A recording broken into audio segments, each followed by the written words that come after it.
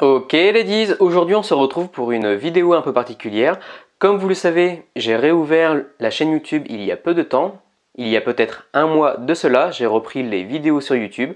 Et aujourd'hui, je viens de recevoir mon colis concernant mon micro.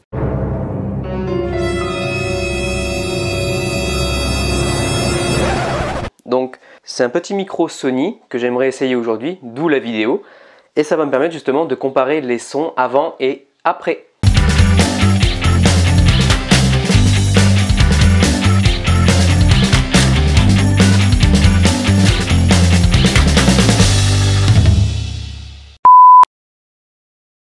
Alors déjà, pour parler un peu du micro Sony, je trouve qu'il est quand même assez simple et minimaliste et c'est ce que j'aime.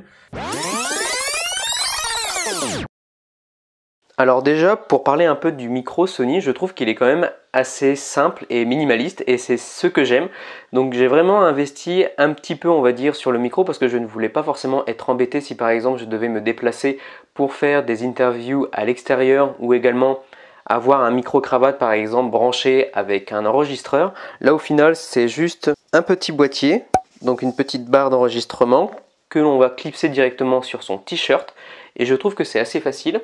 On a même aussi un petit rangement qui permet de simplifier le déplacement.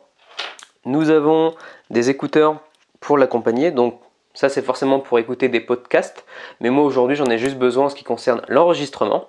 Et après on a juste un petit câble qui va nous permettre de raccorder et de charger également notre micro Sony. Donc voilà, j'ai trois petits éléments, dont deux que je vais me servir. Les écouteurs, je ne pense pas forcément m'en servir, mais d'avoir le petit boîtier pour le ranger et le déplacer pendant les tournages, ça va être très utile.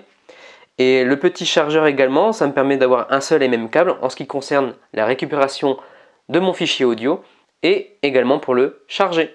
Donc il a une petite autonomie, on va dire, de plusieurs heures et en termes de mémoire, il a 16 Go de mémoire. Donc je pense qu'il y a à peu près 14 Go de mémoire parce qu'il y a quand même un logiciel à installer. Et donc c'est le premier test audio. Donc voilà ladies, j'espère que vous avez apprécié la petite vidéo, elle ne dure pas très longtemps. Je reviendrai ce week-end sur le challenge des 30 vidéos 30 jours et on va analyser aussi Google et YouTube Analytics pour savoir s'il y a eu une évolution sur la chaîne YouTube pendant le mois qui a suivi. Donc voilà, et on se dit à très bientôt. Au fait, n'oubliez pas, la créativité c'est l'intelligence qui s'amuse, alors amusez-vous.